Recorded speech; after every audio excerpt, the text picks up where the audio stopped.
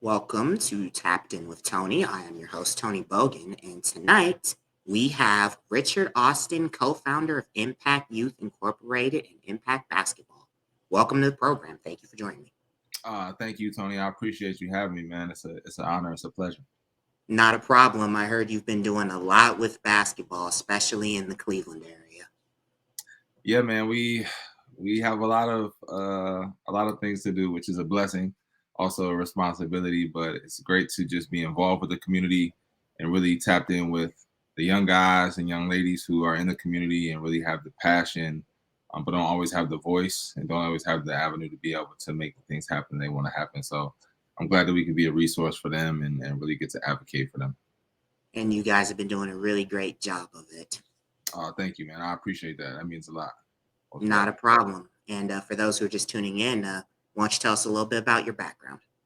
All right, so I played basketball. Go all the way back to high school, man, because I just believe in talking about my roots like that. But I went to high school at Saint Ignatius High, and I played basketball there. I had a nice career there. We ended up winning a district championship, and it was a great experience for me, really trying to see the next level of basketball. Me coming from the inner city, I wasn't really exposed to a lot of things as far as camps and things like that because my mother wasn't really able to pay for it, right? So um, I was limited, but I wasn't limited as far as my work ethic and my passion. So I was able to go to Ignatius and get the resources that I needed to be able to become a pretty decent player to where I can get a scholarship to Lake Erie College. I played 3 years there. I was a all conference player there. Had a good career. Ended up transferring over to Gannon University, where I played there. We won our district championship or conference championship. I'm sorry. And then we ended up getting knocked out of the NCAA tournament kind of early, which was unfortunate. But really, really enjoyed my time at both of those places. Then I went on to play overseas. I played in England, in Newcastle. I played professionally there while I was getting my master's degree. So I did that. That was a great experience. I was MVP in my league when I was there. I had a really, really good season. Had a lot of offers to stay, but God was kind of tugging on my heart and saying, "Hey, man, like this isn't what I want you to do." Even though it was a great experience, I got to travel, I got to do a lot of things. He pulled me back to Cleveland, so I came back home, turned down a lot of the offers that I had to keep playing, a lot of the money that was on the table for me to keep playing, really to come back here and do what I'm doing now. So my uncle, who is the other half of Impact Youth football half, he really instilled a lot of values in me, character wise. And I was essentially the first Impact Youth athlete, right? All the way back when, but he really instilled those things in me to where we can come back and he had the framework ready for us to be able to step into doing some things for the community. So that's kind of me, man. I just try to be a servant. I try to be a resource. All the things that I do and I try to accomplish are all to come back to the same goal, which is rebuilding inner city communities, giving voices to those youth who are in the inner city and figuring out different ways and systems that we can be able to improve their life and in their life, not only during basketball, but also after basketball. That's amazing. And usually, when people think Newcastle, they usually think of soccer. When people think of England, how was it like? What was your favorite part about playing in over in England? Because England isn't really known for their basketball Mhm. prowess, more so their soccer. Yeah, it was a very unique experience. So, as you know, it's a soccer town, right? Soccer city. And right outside of where I stayed was the soccer stadium, the Newcastle Stadium. So, like when they had games, it was crazy. You know what I'm saying? I'm talking about streets are locked down. It's like everybody's out, got their uniforms on, they're marching, they're yelling, they're doing all this stuff. And I'm like, yo, for some soccer, like we don't even have a soccer team in Cleveland. We got Columbus, but I'm like, this is crazy. So I went and kind of experienced that. Nothing like that when we played though. Like you had to go over there and play for the love. Like if you didn't love basketball when we were playing, you might not have made it. You know what I'm saying? We had some people that came and supported, but the facilities over there weren't great. They weren't like American facilities. Like Ignatius Gym was a lot nicer than any gym that I really played on over there while I was over there. So gives you a little bit of perspective of, basketball wasn't the sport. Basketball wasn't the thing, but it did give me an opportunity to really rub some shoulders with some really great people, really expand my network, and really show what I could do. It gave me a place to showcase my talent. Like I was a guy who went through his fair share of battles, not only in high school but also in college. So when I got there, I kind of really blossomed, and my coach really gave me, Coach Ian Hewitt gave me a really great opportunity to just be me. So that was me finding me over there. So it was a great experience, but definitely we played second fiddle to soccer. And then you came back to Cleveland, and I noticed that you said that God called you back to Cleveland, and you coached at John Marshall for a time. Hmm. Yeah, yeah. And I can't. I'm sorry for all my guys that I coached at John Marshall. I didn't even mention that. I came back and started doing that immediately. It was really like, once again, all these moments in my life was really orchestrated by God, right? And I came home while I was still playing, and the athletic director at Marshall was my fourth and sixth grade teacher when I was younger. So he asked me to come in and speak to the guys. I came in and spoke. And then the following year, when I was about to come home, the job was open. And I really debated doing it. Myself and one of my buddies was actually going to take the job. I was going to be the assistant and just do impact, like really just get into doing that stuff, get in with the youth. And that was how we're really going to start things. And he kind of had a change of heart last minute. So I was like, I'm already here. I started working with the kids. I don't want to be another person who turned their back on them and started doing something and say, hey, I can't do it. So I said, you know what, I'm going to step up and do it. And not much any experience coaching on the high school level before, and God just made a way that we had a really successful season. That first year we had the city buzzing. And all credit to my guys, man, who were playing there. Quentin Williams and Raymir Oates and Terrell Express. Those were my guys that were really the catalyst for that team. So all shout out to them, man, on what they did. Gotcha. And I know that you said, like, outside of coaching basketball, we're going to get into your impact with literally impact basketball at the moment, but you also are a teacher as well. So what do you do with that? You're a teacher, you're an educator. What all do you Yeah, do? yeah. So I started being like in the classroom when I took the job at Marshall. That was like what came with it, right? I was like a paraprofessional, so I was just a teacher's aide, really just helping out in the classroom. And while I was there, once again, God called me and said, hey, I need you to do some more stuff. You know what I'm saying? I need you to raise it up, raise the bar. So I applied to go get my doctorate. So I'm get my doctorate right now in urban education, and really just trying to redefine how we look at curriculum in the urban setting and policy in the urban settings, really just trying to impact it from a big picture standpoint. But currently I work at Euclid High School. So I am a mentoring specialist there. So I really just help students cope, social emotional learning, different things that they may encounter in their situation. And then I'm also consulting with the Urban League right now, doing some curriculum work for them, and also helping with their summer bridge program, my brother's keeper programs, and really just trying to beef up their curriculum in those areas to be more effective. Gotcha. And how have you helped out with that? Just, helping, because I know sometimes, like, CMSD schools sometimes don't get the best rap, but there are some very intelligent kids in that area. But I know Oh, they, like you said, they don't really have a huge voice as, say, their suburban counterparts. yeah, yeah, most definitely. Like Cleveland is so unique because it's so big. Like the other districts, if you go to, like, obviously the suburban districts are much smaller, but Cleveland has so many high schools. They serve so many students, so many middle schools, all those different things. So things get a bit watered down as you go wider to try to serve all these students, right? So teachers definitely have the hardest job in the building. So any way that I can try to be a voice and supplement what they're already doing, then that's going to help the student. It's really just trying to understand, okay, the teacher is here, he's here every day, or she's here every day. How can I implement some things that they can do every day that can be able to help them understand how to reach these students that may be different than them, because there aren't many African American teachers in the classroom, unfortunately, which is changing now because more people are wanting to do it. But these kids, they may not have had much interaction with them or know their background or know how those things work. So gives me a little bit of a leg up to kind of get through to some of them, because it's like, hey, I was like you. grew up in a single parent household. You know what I'm saying? Couldn't, like I said, couldn't go to basketball camps before this, right? Couldn't do a lot of things I wanted to. My mom worked a couple jobs. She couldn't make it to some of my basketball games because she was working, stuff like that. So it just gives me a little bit of a leg up and a little bit of a foot in the door to be like, hey, this is what you can do to help you understand these kids. But there's some brilliant kids in CMSD schools, man. They really are. They just need, once again, someone to advocate for them and give them a voice. Absolutely. Absolutely. You couldn't have said it any better. And you guys are doing a great work with that. I appreciate that, man. Most definitely, I appreciate that. Sure. Not a problem. And talk about what led to starting Impact Youth Incorporated. You looks like you started back in 2017. Yep.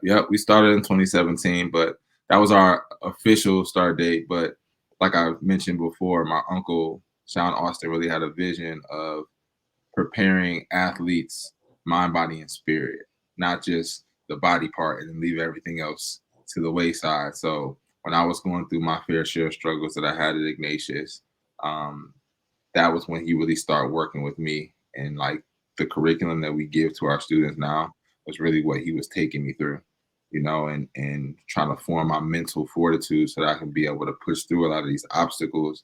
Because a lot of the times what we don't realize is that, when basketball stops for so many kids, then they think that's what they're going to do. Now it's like, what do I do with my life, right? But if you're able to take that adversity and handle it positively, now that's something that you're going to be able to work through and be able to benefit from, right? So that was the whole idea with Impact starting way back then, which was what, 2008, 9, you know what I'm saying? So when we officially started was when I came back from overseas. And he was like, we need to start this. We need to do this because it's a need for it. And it really came because I saw so many people, so many youth that were in my same position that I was in, not have the people placed in their lives to get out of it, right? Like Mr. Gilbert, like I told you, the athletic director, my 4th and 6th grade teacher, pointed me to Ignatius. If he wouldn't have, I would have went to Marshall, right? And I don't know how I would have ended up in Marshall. There's no way to say that how I would have ended up, right? But because I had these people that I had access to at Ignatius, it put me on a different path. And that's what I wanted to be for the students. That's what my uncle wanted to be for these students who may not have that access, but we can, through supplemental things, we can point you through those directions that you need to go to have a better life. That's great. That's really great to see. And talk about the Impact Basketball Summer League. When did that start? So that started last year, was our first year, believe it or not.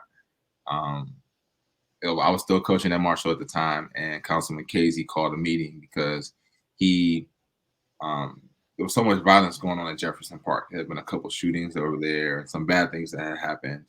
And he was trying to look for some different solutions on, pulling on the community for solutions for how we can fix it. You know what I mean? How we could change it. And I commend him for that because it takes a big man to say, hey man, I need some help.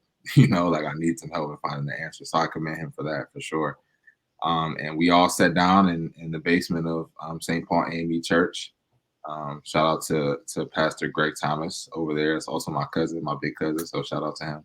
And we really just got to chopping it up. And what I thought about was not taking the hoops down from the park, because that was something that had happened and it was talking about happening again.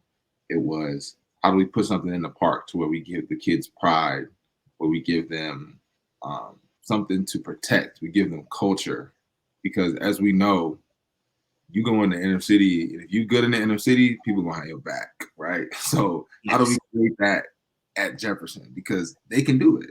They do it all the time. They could do it. How do we create that at Jefferson? So I had the idea of making a summer league. I'm like, man, let me run a summer league there. And, we'll get teams. It'll be free. We'll put people on teams. They'll play at the park. We'll do our character training curriculum with every kid that steps foot in that park so that they're prepared. So we do our character training on site. We talk about our character words all the time. Initiative, mission-minded, poise, attentiveness, courage, and trust, which spells impact, right? So we talk about those all the time. So now you see what we have today. Councilman said yes, which I once again commend him for saying yes and taking a chance on me, who It was just a kid, or not a kid, but a young guy who had a vision and had an idea, and he believed in that vision and that idea, and was able to make it happen. And then we just kind of took it and ran with it. That's awesome, and it definitely was a great starting point because prior to the year before, you have the obviously the unrest in 2020, the Senate schools not playing football or basketball during that year, and something like that could have a big impact on the community, especially in Cleveland. Yeah, 100%, man. And like that, the shutdown in 2020 really hurt the Senate. Like you still see it, you still see remnants of it now, because before the Senate did that in 2020, like there were some teams that came out. You know what I mean? There were some teams that came out of there that was like, okay, these dudes can play. And not saying the guys now can't play, but I think it ruined the trust that some of these kids had in the Senate, because now it's like, oh, y'all not gonna play. I'm leaving. I'm out, right? And I'm gonna go to these other schools who are gonna allow me to be able to play, right? So that really hurt us, hurt the Senate, it hurt the city a lot. But even in that time, Impact had a team. A lot of people don't really know this, but we had a independent team that we went out and played. We put together all the kids who couldn't go and transfer to all the other schools. We put them together and trying to give them an opportunity to play in college. And 6 of those guys that played on that team ended up playing college ball after that. So, trying to once again be a resource and combat what's going on, because you can't control what's going on. But that was always the mission and the vision of what we're trying to do at Impact. And like I said, God has really provided us with some unique opportunities to be able to show that and showcase that. And that's amazing. And looks like Senate sports are in a way trying to making a comeback because Glenville had the state championship in 22. Rhodes and John Marshall and John Hay all qualified for the playoffs in football. Rhodes won the Senate championship for baseball. I know there's a rivalry between Rhodes and John Marshall. Yeah, for sure. Pretty fierce rivalry. But outside of that, talk about how the first year went and how last year went with growing Impact basketball. So last year at the Summer League was really like a unique space for us, because I knew a lot of the guys who were playing in the league and played at Jefferson, and these guys in the community. I knew them for a while. I either knew their older brothers, older cousins, or whatever else. So posting up and really just having a safe space for them was cool. But we try to make it fun. Like we have announcers, what I'm saying? We have speakers, we have music. It's not just a summer league where you pull up and play. Like this is actually an experience. So in making the experience, like once again, I'm gonna keep saying this throughout the whole interview, God put these people in place just to make these things happen, right? So we're up there to year 1. People are excited about the league. I try to talk to Chris. I still call him Courtside Chris, but Chris, right? So I talked with Chris about coming up to the league and trying to be involved with it, because that was something that was near and dear to his heart. He grew up playing there, because I grew up playing there. So many other people who grew up playing basketball there wanted to help. And another guy by the name of Tay Houtier, he came and he was like, "Hey man," and I obviously knew him from the neighborhood. He's like, "Hey man, can I let me get on the mic?" Because at first it was just me commentating. Nobody want to hear me. Like you know what I'm saying? That's not my lane, right? I can give people hype, but that's not my lane, right? I can put y'all in position, but y'all gonna do the rest, right? So he's like, "Let me get on the mic." I'm like, "For sure." Like, "You want to get on the mic every day?" He's like, "Yeah." So Tay starts showing up every day, getting on the mic. So people start, really getting excited about Tay being on the mic, and then he's posting stuff, and then other people are posting stuff, and then people are excited. They wearing the t-shirts and I'm like, "Oh, this is crazy." Like, we're doing it. You know what I'm saying? What we set out to do, we're doing it, because This is real. Regardless of like what you set out for something to be, like it's always that little seed of doubt. Like, can we do this? I think we can do it. I know we can do it, but can we do it? And we were doing it. It was happening. And we had the news station come up. The news station did a story on us. And it was just crazy. It was great. It was great. It was like 125 kids that came and participated. We did 3rd grade all the way up to adults. So it was great. It was a little bit of, some inconsistencies with some of the players that were coming. So we let people play. Like, hey, just come and play, right? That was the whole thing for the first year. Just come play. This year was completely different, right? It was still like, hey, it's free. Hey, come play. But now it's like, oh, I'm putting a team together and I'm gonna beat your team. Oh, I'm doing this and I'm about to do this. I'm like, oh, okay. So now we got rivalries that's like brewing inside of the league, and guys are putting their teams together and say they're gonna win the championship, because we did have a championship and league MVP. You know what I'm saying? The first year they got trophies, all that. They got the mix on the Instagram. Chris put together a mix for them. You know what I'm saying? So that was like, they wanted that, right? So this year it was like on steroids, man. We had over 450 participants sign up. We had teams put together. We had 12 adult teams, 16 high school teams that were in this league, right? Eight 6th through 8th grade teams, and then we had 8 3rd and 4th grade teams. Wow. People who put teams together or people who wanted to just be put on teams. And I'm like, man, this is crazy.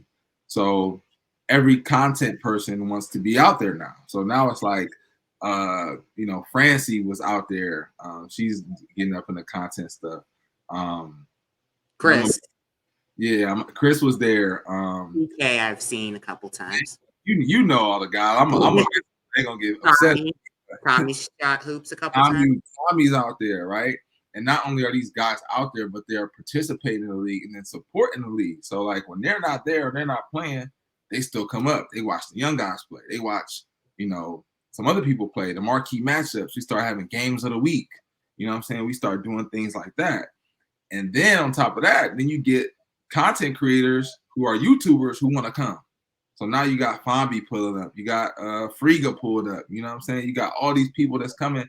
Shout out to Poster Boy. Poster Boy came up last year and won legend, street ball legend. He played on the N1 mixtape tour when all that stuff was going down. And he came up last year and set us off last year. So people saw him do it and was like, oh, I got to be up there now. You know what I'm saying? So the culture really started to be like, man, this is the place to be in the summertime. If you're not here and you in the city, like you're missing out. And then Chris started doing this stuff and promoting and all these people just are in place. All I'm doing is just trying to do something for the community. But we all have that heart to where it's like, all right, this is for Jefferson. This is for the community. This is for the city. This ain't for us. This ain't about us. This is about everything else. So everybody comes with that energy. It's people that I'm meeting every day that are from the neighborhood. Like, man, we needed this. And I'm like praise God that we was able to give it to you. So the jump from year 1 to year 2 has been crazy. So I can only anticipate what the jump from year 2 to year 3 is going to be, right? But we really have some really good momentum, man. And things have been great. Things have been safe. So it's been great. That's awesome. Like going from it all started with a vision, and now you've got 16 high school teams, 12 adult teams. Some of the kids who played high school ball are in the adult leagues. Like you said, you had Friga, Fombom, Nick Briz, so on and so forth. And you guys have a couple of all-star games. You've got some tournaments. Talk about those. Yeah, so this week we and like my planning committee is me, Chris, and Tech. That's like the people that I pull on for my planning committee. So I'm like, hey man, like this year I want to do an all-star week. Like I want to be able to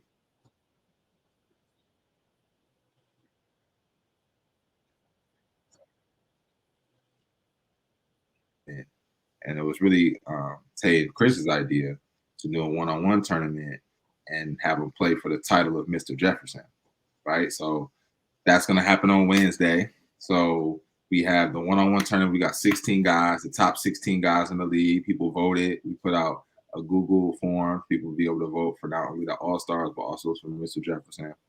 So they voted for him to be in there, and the tournament starts tomorrow. So we got our brackets and everything ready. We got some really great matchups. So this week, Mr. Jefferson will be crowned. And then we actually have our live draft that's going on tonight. So our live draft is going to happen tonight, to where we're doing it kind of like, I guess you could say, NBA style, to where we have 2 captains, and then the captains are able to pick their teams, right? So we're doing that on Instagram Live tonight for the adults and for the high school students. And then we're gonna have our all-star games, give out all-star game MVPs, we got trophies, we got all that good stuff. And then to end it, we're going to do a um, park run on Sunday. Poster Boy is coming back, hopefully bringing some of his and one family because he's trying to find the next street ball legend. He called me the other day, like, I'm trying to find the next street ball legend. What you want to do? I'm like, let's go. So hopefully guys come out and he's gonna pick 4 or 5 guys that he sees that he likes to come play at another event that he wants to do here around back to school time. So Wow. this week is going to be like, it's really like an all-star weekend type of feel, right? Which is great. So like this week is really going to be really exciting, not only for the park but also for the people who are participating and then the people who are watching in the community. So it'll be great. That's awesome. That's really awesome to see what you guys are doing for the community. That's just you're getting you got media attention, content creators. I just gotta say, like, I can't wait to see where this goes in the future. Tell me where you see this going down the line, even beyond 2023. So the crazy thing about it is when I was talking to Chris and Tay when I first, like the first year, I'm like, man, I want this to be like, have like a Rucker Park Dykeman feel, right? To where it's like, if you want to come hoop and prove you can hoop, you got to come to Jefferson. If you come to Cleveland, like you have to come here. This is where you prove that you can hoop. If you can't play with us, then you can't really hoop for real. You know what I'm saying? So long term, I want to be able to have, special guests continue to come. And the goal is to get like some big NBA names out there. Like guys are always asking me, like, we got to get Donovan Mitchell and Darius Garland and all, and, Evan Moore, we got to get these guys. I'm like, if they in the city, at this time they out training, they chilling, they relaxing, they in Miami, California, somewhere chilling, relaxing, right? And working out. But I'm like, if it ever comes to a point where they want to come here and pull up, that'd be crazy. So that's where I want to see it go and just continue to grow it as far as like having more teams and more people be able to participate. Hopefully my goal is to be able to get lights at the park. There's lights on the tennis courts, but there's no lights on the basketball court. And we all know why that's not happening. But the goal is to be able to make that happen so that we can be able to have some of the games played at nighttime and that we can be able to have a little bit of a different atmosphere when the lights are on. Because as we know, at Rucker Park, you see KD playing. He was playing at night. Like he pulled up at nighttime and the lights was on. He doing his thing, right? So we want to be able to create that feel, get some electronic scoreboards, get the shot clocks, like change those double rims up there, get some bit better hoops. You know what I'm saying? If we could eventually get like the NBA rims up there, if it's ever some funding to be able to do that. Like, there's so many ideas that I have because, as the league grows, there's 2 courts up there, but as the league grows, you hope that we can be able to still have stuff at Jefferson, but just have some renovations and things happen. Maybe expand the court, make it bigger because that court is kind of small. It's not the biggest lengthwise, right? So make it bigger if it's like a real size court. You know what I'm saying? Like, and expand some things and make some things happen. So that's the goal. The goal is to just continue to transform the park, beautify the park, and create that atmosphere to where people are like, oh, I gotta go to Jefferson. People in California like, oh, we gotta get to Cleveland because we gotta go to Jefferson. Like, that's what I want in the future. That's amazing. And Rich, thank you for coming on the show. If you have any advice or anything you want to share or where people can follow you, the floor is yours. Yeah. So once again, Rich Austin, Impact Youth Incorporated. We do character leadership training through sports. We also do social emotional learning. The goal is to create the total athlete, mind, body, and spirit. You can follow myself, Serve, period, is an actual period. So serve.rich, SERVE.RICH. And you can follow the Impact page, impact_bball, IMPACT_BBALL. If you ever want to donate, be gracious to us and help us be able to continue to help the community. You can also visit our website, www.impactyouth.org, and pull up to Jefferson. come through, come see what we do. Come feel the energy, come feel the love, man. We want to continue to grow and expand and continue to do great things, man. So come support us. Anybody who's looking to support us and looking to support these young people, we're running a campaign right now to be able to have 100 youth participate in all of our activities for completely free, and we're raising money for that. So reach out to us, contact us, follow us, and we will continue to do God's work through the game of basketball. Amen. And thanks again for coming on the show. And you guys can follow Tapped In with Tony on Spotify and all streaming services. You can follow me at Threads on TBokes2010 because I know that's a thing now. You guys have a great day. Thank you for coming on again.